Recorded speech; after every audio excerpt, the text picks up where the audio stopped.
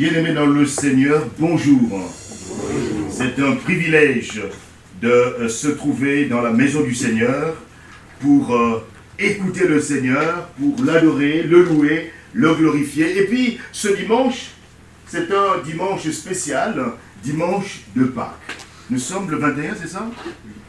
Oui. Le 21. Dimanche 21 avril. Jésus est ressuscité. Amen. Amen. Et nous remercions le Seigneur pour la présence de chacun de nous dans sa maison. La signification de la croix ou de la mort de Jésus-Christ. C'est le sujet de ce matin. Jésus est mort. Qu'est-ce que cela signifie? Est-ce que nous sommes à même de pouvoir expliquer ce qu'il y a dans la mort de Jésus?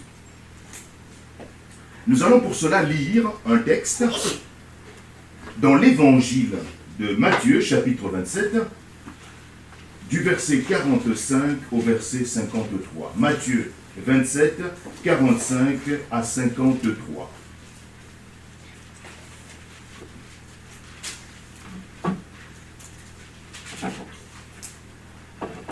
À partir de midi,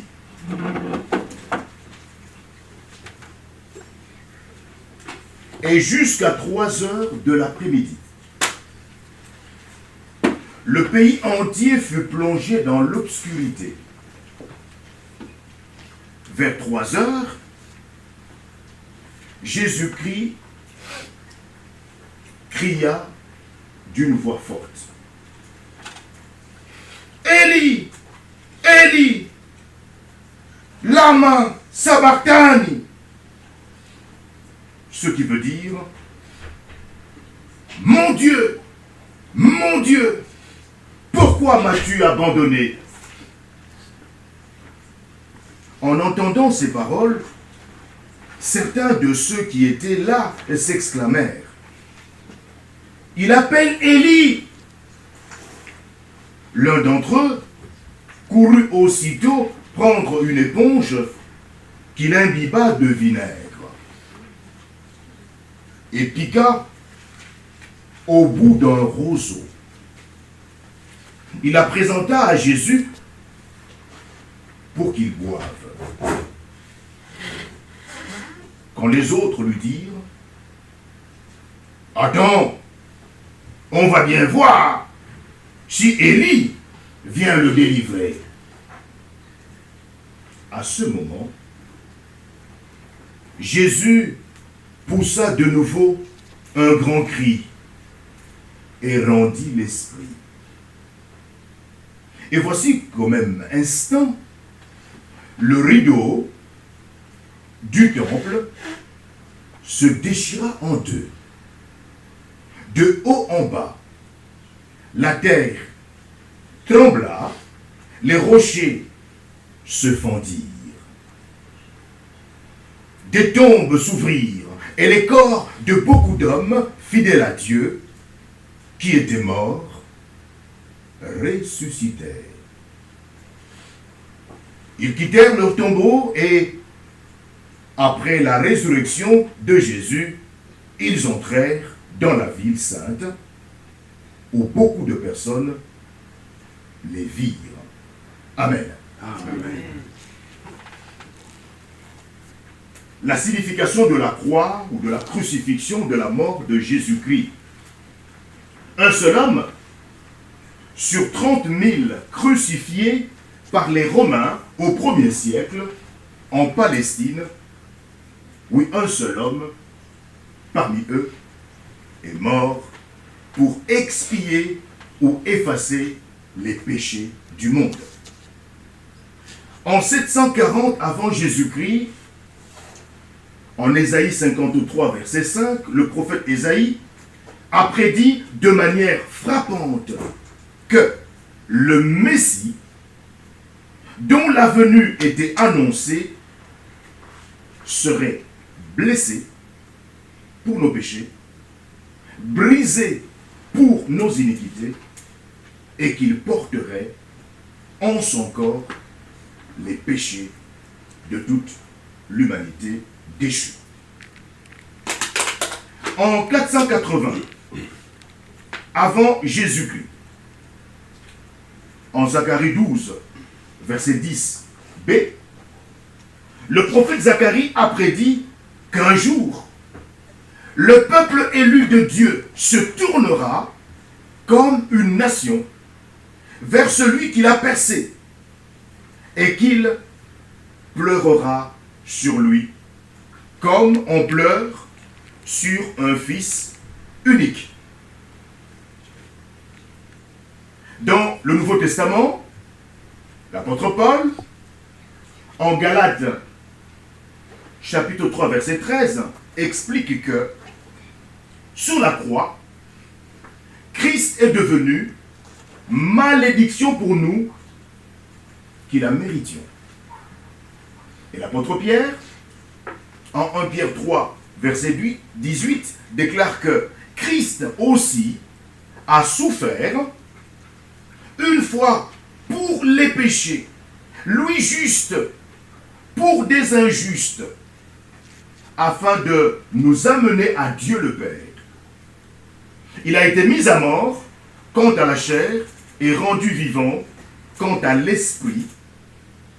Et nous pouvons aussi voir Hébreux 9, verset 8. Et Jean, l'apôtre Jean, en Apocalypse 13, verset 8, parle de Christ comme de l'agneau qui a été immolé, c'est-à-dire le sacrifice suprême. Nulle part dans la Bible, la signification de la croix n'est toutefois décrite de manière plus puissante que dans Matthieu, chapitre 27, du verset 45 au verset 53. Ce passage, effectivement, que nous méditons ce matin, rapporte 6 miracles constituant le propre commentaire du Tout-Puissant au sujet de la signification de la croix. Et ces 6 miracles vont justement nous donner la signification de la croix. Le premier miracle, c'est l'obscurité surnaturelle ou les ténèbres surnaturelles au verset 45. Le deuxième miracle, c'est le départ souverain du Père qui tourne le dos à son Fils éternel. Le troisième miracle, c'est la mort sacrificielle du Fils éternel du Père. Le quatrième miracle, c'est la dévastation du sanctuaire intérieur, c'est-à-dire du lieu très saint, par la main invisible de Dieu le Père. Le cinquième miracle, c'est le bouleversement du sol. Et le dernier miracle, le sixième, c'est l'assujettissement ou la domination de la mort par la résurrection de plusieurs corps des saints qui étaient morts. Le premier miracle, les ténèbres surnaturelles ou l'obscurité surnaturelle. Au verset 45. Depuis midi jusqu'à 15 heures, il y eut des ténèbres sur toute la terre. Le premier miracle, dont la mort de Jésus s'accompagne, ne correspond pas à une lumière glorieuse, mais plutôt à de redoutables ténèbres surnaturelles, une obscurité étrange sur toute la Palestine, comme expression du jugement de Dieu le Père. Depuis la 6e heure, c'est-à-dire 12 heures, midi, lorsque le soleil est au zénith, jusqu'à la 9e heure, c'est-à-dire 15 heures, il y a des ténèbres surnaturelles sur toute la terre. La crucifixion de Jésus a commencé à la 3e heure, soit 9 heures, selon Marc, chapitre 15, verset 25. Si bien qu'au début des ténèbres, il y a déjà 3 heures que Christ est suspendu sur la croix. Alors, au cours de ces 3 premières heures, c'est-à-dire de 9 heures à 12 heures, Jésus n'a rompu le silence qu'à 3 reprises. Il a d'abord dit, Luc 23, 34, « Père, pardonne-leur, car ils ne savent pas ce qu'ils font. » Peu après, il a dit aux brigands pénitents qui se repentaient, crucifiés à ses côtés, Luc 23, verset 43, « Je te le dis en vérité, aujourd'hui tu seras avec moi dans le paradis. » Et un court laps de temps plus tard, Jésus a déclaré à sa mère, « Femme, voilà ton fils. » Et à Jean, « Voilà ta mère. » Jean, chapitre 19, versets 26 et 27. Au commencement du second laps de 3 heures, c'est-à-dire à partir de 12 heures, de grandes ténèbres enveloppent toute la terre. Alors le mot grec « gay » qui a été traduit par terre peut aussi avoir le sens de pays. Il s'agit bien évidemment du pays d'Israël. Il est donc impossible de savoir, à partir, n'est-ce pas, de notre texte, l'étendue des ténèbres. Bien entendu, Dieu le Père est tout aussi capable de restreindre les ténèbres à une contrée que de les étendre, n'est-ce pas, de façon universelle. Et dans ces passages de l'Ancien Testament et d'autres passages, n'est-ce pas, le jugement de Dieu le Père est directement associé aux ténèbres ou à l'obscurité. Et nous faisons une association semblable dans le Nouveau Testament. Pierre, en 2 Pierre, chapitre 2, verset 4, déclare que Dieu a précipité les anges rebelles dans les abîmes de ténèbres et les réserve pour le jugement. En employant à peu près les mêmes mots, Jude 6 parle de ces anges en disant que Dieu les a réservés, les a gardés pour le jugement du grand jour, enchaînés éternellement par les ténèbres. Et Jésus, en Matthieu chapitre 8, verset 12, Matthieu 22, 13 et Matthieu 25, 30, a souvent lui-même parlé du jugement de Dieu comme des ténèbres du dehors où il y aura des pleurs et des grincements de dents. La croix constitue un lieu de jugement divin, immense, où les péchés du monde ont été infligés par procuration sur le Fils éternel, parfait et sans péché de Dieu le Père. Il convenait donc que les grandes ténèbres surnaturelles expriment la réaction de Dieu le Père au péché. Et par cet acte de jugement, la croix, lieu de jugement du péché. Le deuxième miracle, c'est le départ souverain du Père qui tourne le dos à son Fils éternel.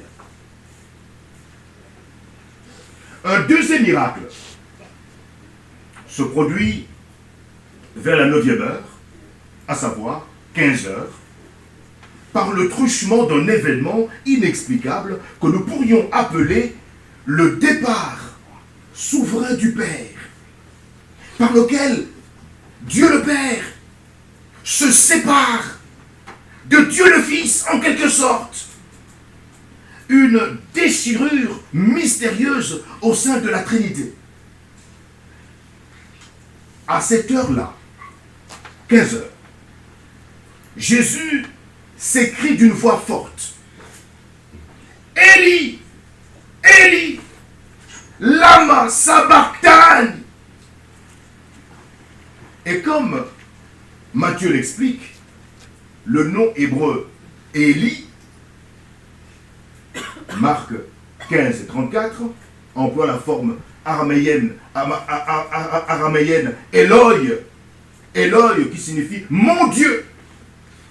Et là-bas, sabachthani qui signifie pourquoi m'as-tu abandonné?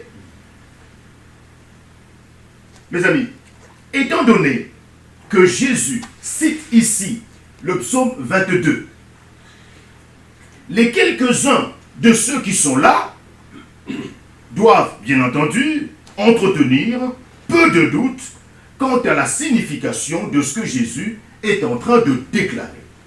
Il y a un certain temps que ces individus se moquent de Jésus. Pourquoi? Parce que Jésus a déclaré être le Fils de Dieu, au verset 43. Et il est normal de s'attendre à ce que ce Jésus fasse appel à une aide qui vient de Dieu. Donc ces gens ne blaguent pas en disant, il appelle Élie, c'est-à-dire Dieu. Ces gens, en réalité, ne font que ajouter ainsi à leur moquerie cruelle et cynique.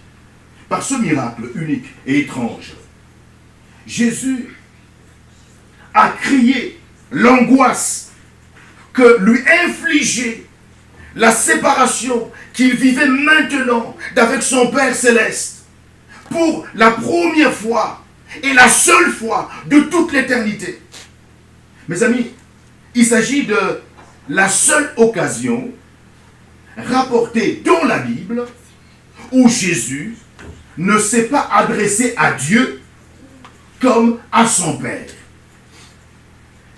Étant donné que le Fils prônait le péché de chaque être humain né dans ce monde, depuis Adam, jusqu'au moment où Jésus reviendra pour la seconde fois. Oui, il prend le péché de chaque individu sur lui-même. À ce moment-là, son Père lui a tourné le dos. Et pendant 3 heures, Jésus-Christ portera sur lui le péché de chaque être humain. Selon le secret de la souveraineté et de l'omnipotence divine, le Dieu fait homme, c'est-à-dire Jésus-Christ, a été séparé de Dieu le Père au calvaire pendant un court moment, tandis que la fureur du Père Céleste s'abattait sur le Fils, sans péché, qui, par sa grâce inégalée, a accepté de devenir péché pour ceux qui croient en lui. Habakkuk, chapitre 1, verset 13a, a déclaré au sujet de Dieu: « Tes yeux sont trop purs pour voir le mal, et tu ne peux pas regarder l'iniquité. » Dieu le Père a tourné le dos à Jésus sur la croix, car il lui était impossible de regarder le péché, même et peut-être surtout en son propre Fils. Et comme Jésus s'en est plaint à voix forte, Dieu le Père l'a effectivement abandonné. Jésus n'est pas mort en martyr pour une cause juste, ou simplement en tant qu'innocent, accusé et condamné à mort. Pas plus que, même si certains le laissent entendre, il est mort dans un geste héroïque porté contre l'inhumanité des hommes entre eux. Le Père aurait pu porter un regard favorable sur des morts, aussi altruistes que ceux-là. Mes amis, comme Jésus est mort en sacrifice substitutif, c'est-à-dire un sacrifice qui prend la place du coupable pour expier ou pour effacer les péchés du monde. Le Père Céleste est juste, a donc été forcé, obligé de le juger pleinement selon ses péchés. Le Père a abandonné le Fils parce que le Fils a pris sur lui nos péchés, nos iniquités. Ésaïe 53, verset 5. Jésus a été livré pour nos offenses. Romains 4, verset 25. Et Jésus est mort pour nos péchés, selon les Écritures. 1 Corinthiens 15, verset 3. Celui qui n'a point connu le péché, il a fait devenir péché pour nous. 2 Corinthiens 5, 21. Jésus-Christ est devenu le péché même sous la croix. Non pas un pécheur, mais la saleté, ce qui est exécrable. Galates 3,13 déclare que Jésus sur la croix est devenu malédiction pour nous. Il a porté lui-même nos péchés en son corps sur le bois, 1 Pierre 2, 24. A souffert une fois pour les péchés, lui juste pour les injustes.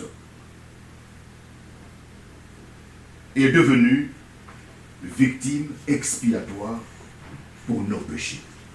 1 Jean 4, 10. Jésus-Christ a non seulement porté les péchés de l'homme, mais encore, il s'est fait péché pour nous, afin que ceux qui croient en lui échappent au châtiment de leurs péchés. Jésus est venu enseigner parfaitement aux hommes qui est Dieu et devenir le parfait exemple de la sainteté et de la justice de Dieu. Cependant, comme il a lui-même déclaré, sa venue sur la terre n'avait pas pour but suprême de nous apporter des enseignements ou de nous servir d'exemple, mais plutôt, comme il le déclare en Matthieu 20, verset 28, pour servir et donner sa vie comme la rançon de beaucoup. Lorsque le Père a abandonné Christ, leur séparation n'a pas été une séparation de nature, d'essence ou de substance. Christ n'a pas cessé d'exister en tant que Dieu le Fils ou en tant que membre de la Trinité. D'aucune façon, ni à aucun niveau, Christ n'a pas cessé d'être le Fils éternel du Père. Pas plus que l'enfant qui commet un péché grave contre son père humain ne cesse d'être son enfant. Jésus a toutefois cessé, pendant un moment, de communier intimement avec son Père Céleste. Exactement comme un enfant désobéissant cesse, pendant un moment, de communier intimement, normalement et amoureusement avec son Père humain. Par le moyen de l'incarnation, en tant que tel, il y avait déjà eu une séparation partielle entre le Père et le Fils. Étant donné que Jésus avait été séparé de sa gloire divine et de la communion intime avec le Père, refusant de conserver ses privilèges divins à son propre avantage, selon Philippiens chapitre 2, verset 6, eh bien, Jésus a prié le Père en présence de ses disciples en Jean 17, 5, en disant ceci: et maintenant, toi, Père, glorifie-toi, glorifie-moi auprès de toi-même de la gloire que j'avais auprès de toi avant que le monde soit.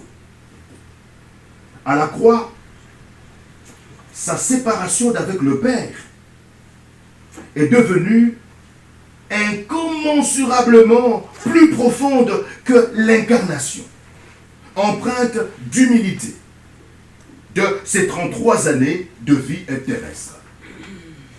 Le mystère de cette séparation est beaucoup trop profond pour que même le croyant en Christ, le plus mûr, puisse le sonder.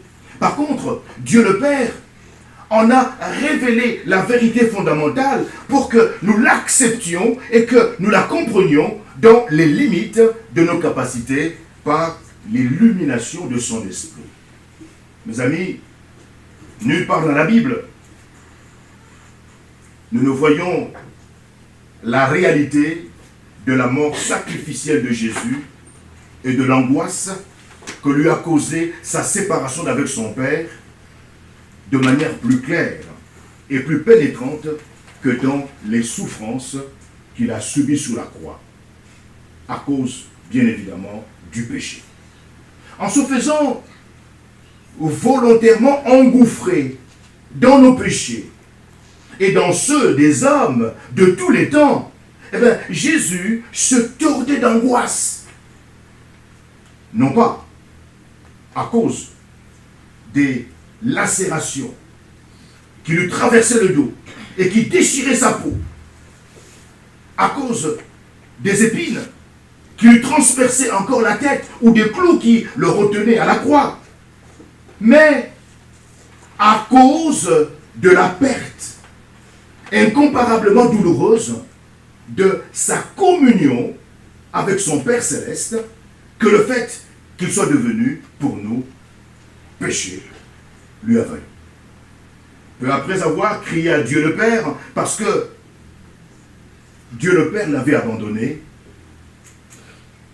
Jésus, qui sait que tout est déjà consommé, dit, afin que l'écriture soit accomplie, j'ai soif. Et nous sommes en Jean chapitre 19, verset 28. Et comme Jean l'indique, aussitôt l'un d'eux court prendre une éponge qu'il remplit de vinaigre et l'ayant fixée à un roseau, il lui donne à boire. Évidemment, celui qui court pour secourir Jésus est l'un des gardes militaires romains. En prenant une éponge qu'il remplit de vinaigre, eh bien, ce soldat espère soulager temporairement la soif de Jésus. Mais ce vinaigre est un vin de très mauvaise qualité, très dilué, que les officiers et les ouvriers de l'époque boivent couramment. Alors, étant donné que ce vinaigre contient beaucoup d'eau et peu d'alcool, il est particulièrement utile pour étancher la soif. Et dans ces conditions, bien évidemment, le Seigneur a besoin d'étancher la soif. Jean 19, verset 29, ajoute au détail révélé le fait que le roseau était un roseau d'hysope qui mesure au plus 48 cm de long. Or, pour atteindre les lèvres de Jésus à l'aide d'une branche aussi courte, la poutre horizontale de la croix de Jésus doit être relativement près du sol. Et il se peut que le fait d'offrir à boire à Jésus constitue effectivement un geste de miséricorde. Mais ce geste est d'une efficacité minimale et ne sert qu'à prolonger la torture de Jésus et à repousser le soulagement que lui apportera naturellement la mort. Mais les autres personnes, comment réagissent-elles? Ces personnes qui se trouvent près de la croix profitent de ce geste, n'est-ce pas, de bonté, pour se moquer, encore une fois, du Seigneur en lui disant « Laisse, voyons si Élie viendra le sauver. » Alors, il semble incroyable, chers amis, que même les ténèbres en plein jour, n'alarme pas la foule pernicieuse, cette foule remplie de haine. Cette foule remplie de haine se plaît à mépriser Jésus, au point de ne pas même s'en laisser détourner par un phénomène aussi saisissant que l'obscurcissement, n'est-ce pas, du soleil. Étant conscient des nombreuses associations qui sont faites dans l'Ancien Testament entre des ténèbres surnaturelles et le jugement, cette foule pernicieuse, dangereuse, remplie de haine, devrait, semble-t-il, envisager au moins brièvement la possibilité qu'un jugement de Dieu s'exerce à l'instant même. Par contre, la seule pensée qui trotte dans la tête actuellement de ce groupe, de cette foule pernicieuse, c'est de rendre la mort de Jésus pénible, humiliante. Cette foule ne comprend rien à l'aliénation, la séparation étonnante du Fils d'avec le Père. Troisième miracle, la mort sacrificielle du Fils éternel au verset 50. Jésus poussa de nouveau un grand cri et rendit l'esprit. Le troisième miracle, dont la crucifixion de Christ s'accompagne, se présente sous la forme de sa mort sacrificielle. Le fait pour le Fils éternel de se sacrifier de son plein gré, c'est-à-dire volontairement, afin d'expier ou d'effacer les péchés du monde par obéissance à la volonté de son Père. Le fait qu'ici, Jésus pousse de nouveau un grand cri, verset 46, Marc 15, 37 et Luc 23, 46 le rapportent aussi, démontre la force physique considérable dont disposait Jésus, malgré les coups qu'il avait reçus, malgré la flagellation, malgré la couronne d'épines, et on lui avait enfoncé cette couronne d'épines dans la tête, arrachant la peau, malgré les blessures des coups, et le fait d'être suspendu entre ciel et terre, et malgré l'agonie depuis plusieurs heures. Jésus ne disparaît pas de manière graduelle, sa vie déclinant petit à petit jusqu'à s'éteindre. Non, il indique clairement que même dans sa situation actuelle, il n'est pas au seuil de l'épuisement total et qu'il aurait encore les ressources nécessaires pour rester en vie s'il le désirait. Oui, Jésus avait toute l'énergie de rester en vie s'il le désirait. Les dernières paroles que le Seigneur exprime par le cri qu'il pousse maintenant sous la croix sont Jean chapitre 19 verset 30, Tétélestai, où tout est accompli. Il indique par ce cri que l'œuvre que le Père l'a envoyé à accomplir ici-bas est maintenant terminée, achevée. Ensuite, en s'adressant une fois de plus à Dieu, comme à son Père, il va déclarer: Père, je remets mon esprit entre tes mains.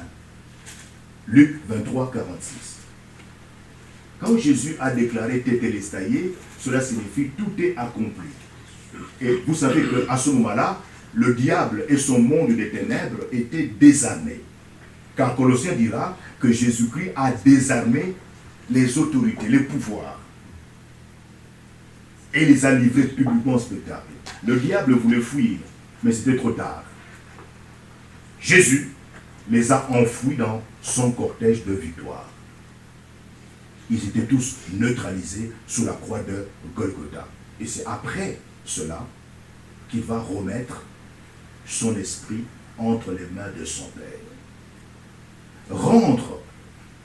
Remettre, a pour signification fondamentale le fait de laisser aller, d'envoyer, ce qui indique un acte volontaire. C'est Jésus qui a remis son esprit. C'est un acte volontaire. On ne lui a pas arraché. Il a remis son esprit. La vie de Jésus ne lui est pas enlevée par les hommes. C'est plutôt son esprit qu'il cède dans un geste conscient de sa propre volonté souveraine. Et comme il a expliqué aux 12, personne ne pourrait lui enlever sa vie. Dans Jean, chapitre 10, verset 18b. Je la donne de moi-même. J'ai le pouvoir de la donner et j'ai le pouvoir de la reprendre. Amen. Amen. Jésus-Christ, Fils éternel du Père, reste maître, n'est-ce pas, de sa vie. La capacité qu'a Jésus de parler sous la croix d'une voix forte indique que pour une personne se trouvant dans un tel état physique, il possède une réserve d'énergie inégalée. Reste que, même à la lumière de la gravité, effectivement, de son état corporel, Jésus meurt beaucoup plus tôt que la normale.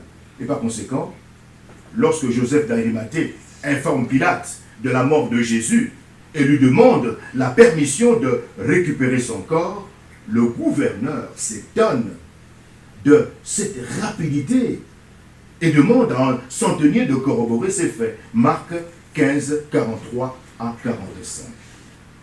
Jésus est mort rapidement parce qu'il avait décidé effectivement de remettre sa vie entre son esprit entre les mains du Père. Ces deux faits attestent le renoncement volontaire de Jésus à son esprit. Il ne s'enlève pas délibérément la vie. Non. Autrement dit, il ne se suicide pas. Mais il la donne volontiers à ceux qui cherchent à la lui prendre et qui n'auraient pu y parvenir autrement. Jésus leur a offert sa vie. Sur la croix, le Père a jugé les péchés du monde entier. Les péchés que le Fils éternel a pris sur lui-même. Et le Fils éternel, qui a tout pouvoir de vie et de mort, donne sa vie de son plein gré en châtiment pour ses péchés. Quatrième miracle, la dévastation du sanctuaire intérieur ou du lieu très saint par la main invisible de Dieu le Père. Verset 51a. Et voici le voile du temple se déchira en deux, depuis le haut jusqu'en bas. Le quatrième miracle, qui se produit au cours de la crucifixion du Fils éternel du Père, correspond à la dévastation divine du sanctuaire intérieur ou du lieu très saint, tandis que le voile du temple se déchire en deux. Le mot naos, qui a été traduit par temple, ne désigne pas le temple dans son ensemble.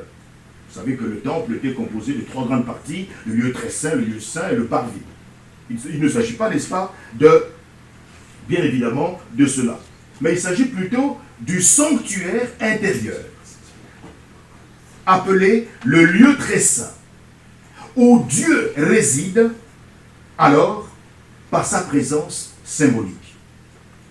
Un immense voile tissé sépare le lieu très saint du reste du temple. L'historien juif Joseph, du 1er siècle après Jésus-Christ, rapporte que cet épais rideau est majoritairement bleu et très décoré. Un rideau spécial. Une fois l'an, le jour des expiations, le jour du Yom Kippour, le jour du grand pardon, le souverain sacrificateur est autorisé à pénétrer au-delà du voile pour asperger l'autel de sang afin d'expier ou d'effacer les péchés du monde, mais seulement pour une courte période. Et comme c'est le cas de la présence de Dieu, eh bien dans le lieu très saint, même ce sacrifice particulier n'est que symbolique. Et ce rituel doit être répété chaque année en attendant le vrai sacrifice pour les péchés que le Fils de Dieu doit offrir lui-même dans le temple céleste. En rendant l'Esprit au Père céleste, Christ achève ce sacrifice, fait une fois pour toutes et met fin à la nécessité de ce voile. En venant au Fils, tout homme peut maintenant accéder directement auprès de Dieu le Père, sans l'intermédiaire d'un sacrificateur, ni le truchement d'un sacrifice ou d'un rituel. Et par conséquent, le voile du temple se déchire en deux, depuis le haut jusqu'en bas. C'était véritablement un miracle. Parce que normalement, pour déchirer, il fallait commencer par le bas et aller vers le haut. Mais c'est du haut vers le bas.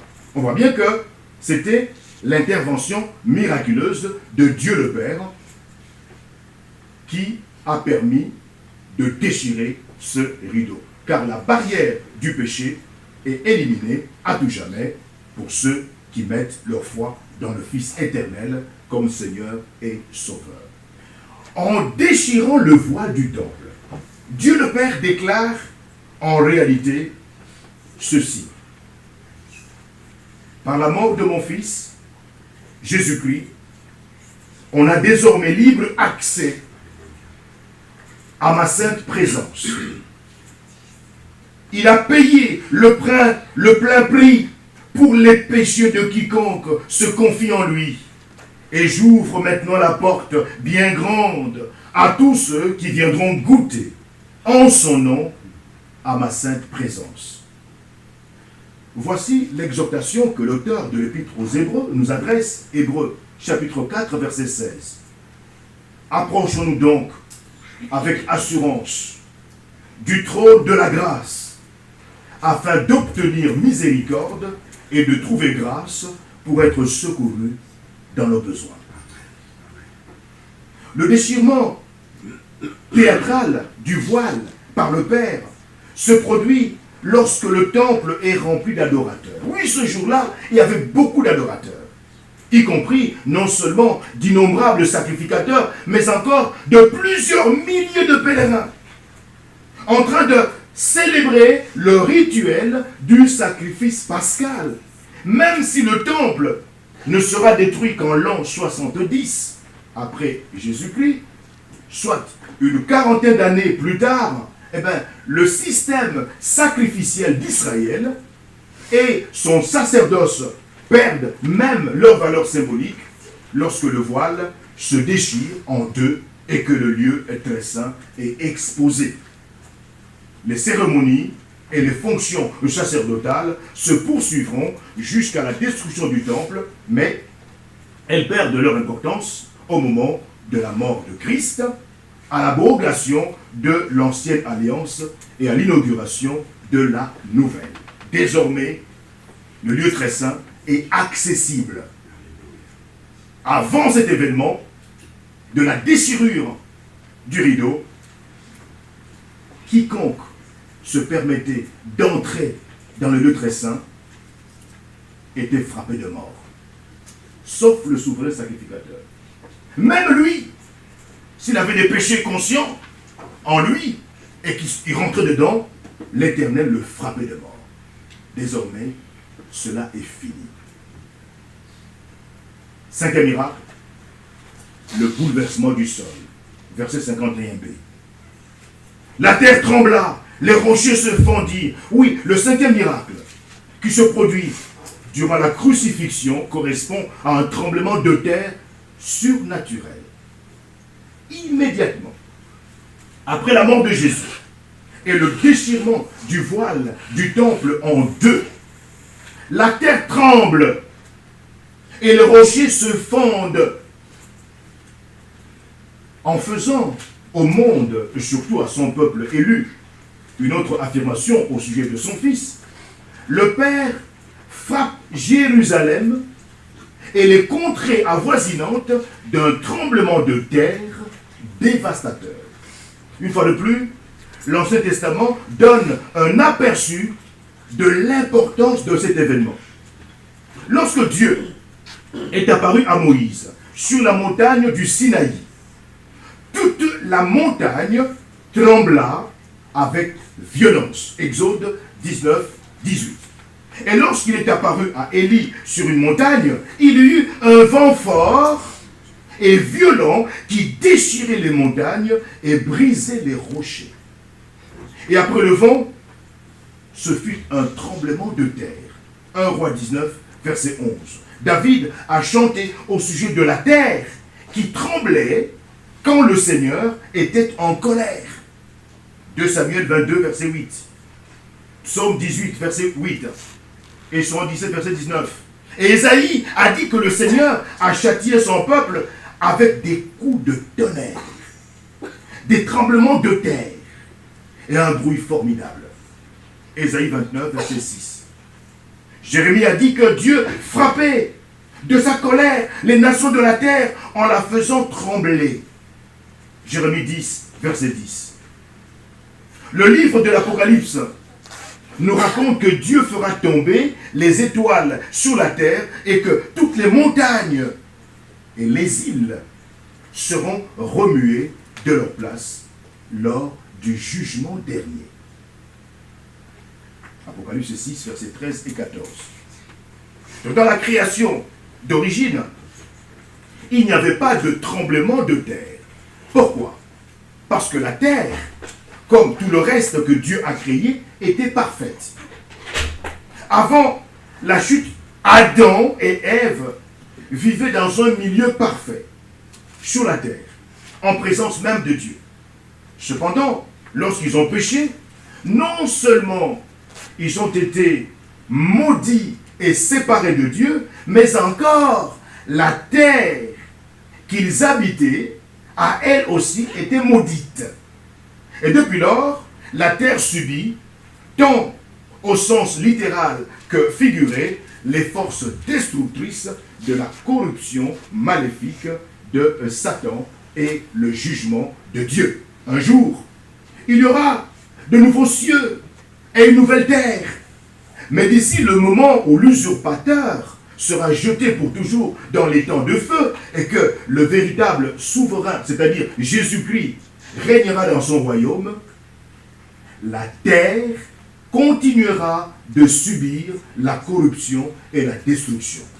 Alors en parlant du jugement dont Dieu frappera les non-croyants, l'auteur de l'épître aux Hébreux, en Hébreux, chapitre 12, versets 26 et 27, déclare ceci. Lui, dont la voix alors ébranla la terre et qui maintenant a fait cette promesse. Une fois encore, j'ébranlerai non seulement la terre, mais aussi le ciel. Ces mots, une fois encore, indiquent le changement des choses ébranlées, comme étant faites pour un temps, afin que les choses inébranlables subsistent. À la croix, Jésus a reçu les titres de propriété de la terre, de la main de son Père. Apocalypse 5, versets 9 et 10. Et lorsque Dieu le Père a fait trembler la terre lors de la mort de son Fils, il a donné au monde un avant-goût de ce qu'il fera le jour où il secourra la terre par son jugement lors de la venue du roi des rois. Et parce que Jésus s'est humilié lui-même, se rendant obéissant jusqu'à la mort, même jusqu'à la mort de la croix, son Père céleste l'a souverainement élevé et lui a donné le nom qui est au-dessus de tout nom, afin qu'au nom de Jésus, tout genou fléchisse dans les cieux, sur la terre et sous la terre, et que toute langue confesse que Jésus-Christ est Seigneur, à la gloire de Dieu le Père. Amen. Amen. Le sixième miracle, l'assujettissement de la mort par la résurrection de plusieurs corps des saints qui étaient morts. Versets 52 et 53. Le sixième miracle, se produisant lors de la crucifixion est étroitement lié au précédent. Alors que le tremblement de terre surnaturel a non seulement donné au monde un avant-goût du jugement divin, mais a amené aussi de nombreux sépulcres ou tombeaux à s'ouvrir. L'important miracle associé à cet événement ne se limite toutefois pas à l'ouverture de sépulcres, ce qui pourrait survenir lors de n'importe quel tremblement de terre. Le grand miracle réside ici dans le fait que plusieurs corps des saints, c'est-à-dire des croyants qui étaient morts, ressuscitent après que le voile du temple s'est déchiré en deux et que la terre a violemment tremblé à Jérusalem. Le Seigneur Jésus-Christ ressuscite sélectivement les corps de certains saints qui étaient morts. Matthieu, l'évangéliste, indique clairement ici que cette résurrection se restreint divinement à plusieurs corps des saints et donc à un nombre limité de croyants. Ils ont mis leur foi en Dieu au cours de la période antérieure et sous l'ancienne alliance. Et il se peut que certains de ces corps aient passé de nombreux siècles dans leur sépulcre. Lors de la mort de Jésus, leurs esprits reviennent du séjour des esprits justes et sont réunis avec leur corps glorifié sortis de leur sépulcre. Alors il s'agit ici de dernière résurrection et glorification complète, donnant par ce miracle un autre avant-goût de l'œuvre souveraine que Dieu accomplira au cours des temps de la fin, lorsque tous les morts en Christ ressusciteront. 1 Thessaloniciens, chapitre 4, verset 16. Oui, tous les morts en Christ ressusciteront. Et il importe de remarquer que l'expression « étant sorti des sépulcres » devrait normalement être suivie d'un point pour mettre un terme à la phrase. Et l'expression « après la résurrection de Jésus » amorce une nouvelle phrase présentant une vérité directe, distincte, notamment que ces saints ressuscités, tirés sur le volet, entrent alors dans la ville sainte et apparaissent à un grand nombre de personnes. Ces saints n'apparaîtront pas à Jérusalem avant la propre résurrection du Seigneur. Car Dieu l'a destiné à être, Dieu le Père a destiné Jésus-Christ à être les prémices de ceux qui sont morts. 1 Corinthiens, chapitre 15, verset 20. Et comme Christ n'apparaîtra en personne après sa résurrection qu'à ceux qui croient déjà en lui, il semblerait aussi que le grand nombre de personnes à qui les saints ressuscités apparaîtront seront tous croyants en Jésus-Christ. On ne nous dit pas ce qu'ils diront à leurs frères de la Sainte Ville, mais leur apparition sous forme corporelle atteste non seulement la résurrection de Christ, mais aussi la promesse que Dieu a faite de ressusciter tous ceux qui mettent leur foi en Christ. Selon 1 Corinthiens 15, versets 22, 51 à 53. Tous ceux qui placent leur foi en Jésus-Christ ressusciteront très prochainement. Mes amis, par ces 6 miracles, le Père déclare que la croix est le seul espoir d'obtenir la vie éternelle. En lavant un croyant en Christ de ses péchés par sa mort expiatoire, c'est-à-dire la mort de Jésus-Christ à la place du coupable, Christ apaise la colère de Dieu le Père et délivre ce pécheur de la mort et de la condamnation que le Seigneur Jésus-Christ a subi à sa place. Dans le cas de ceux qui croient au Fils, ils ont libre accès auprès du Père et ils ont l'assurance de vivre au sein de son royaume éternel et indestructible dans leur corps éternel et indestructible. Le Seigneur permet à chacun de nous de comprendre aujourd'hui que la véritable vie ne se trouve que dans la mort de Jésus-Christ. Car dans cette mort de Jésus-Christ, eh bien Jésus-Christ a pris la place du pécheur, du coupable. Il est mort à sa place pour que le coupable qui passe à travers Jésus-Christ traverse la mort et vive. Et cette vie, c'est la vie éternelle. Amen. Amen. La vraie question est de savoir, est-ce que je suis en relation avec cette mort de Jésus? La mort de Jésus n'est pas un accident. Elle a véritablement été planifiée par le Père Céleste. La victoire se trouve dans la mort. Cette mort a été vaincue par Jésus-Christ. Et si Jésus-Christ t'associe à sa mort, alors tu seras vivant. Es-tu vivant ce matin? Amen. Amen. Es-tu vivant ce matin? Que le Seigneur Jésus-Christ accorde à chacun de nous de réaliser que Pâques, c'est véritablement la mort de Jésus-Christ et sa résurrection. Amen. Amen. Prions. Seigneur, nous voulons te dire merci. Merci Père Céleste d'avoir envoyé ton Fils unique Jésus-Christ comme l'agneau, ton agneau qui devait mourir sous la croix de Golgotha de manière préméditée, planifiée, programmée de toute éternité pour prendre la place de chaque coupable, pécheur, devant naître dans ce monde, depuis Adam, jusqu'au retour de Jésus-Christ. Oui, Jésus-Christ a souffert la séparation d'avec toi, Père éternel, parce qu'il est devenu péché. Et parce que dans ta justice, tu devais le frapper, le juger. À notre place.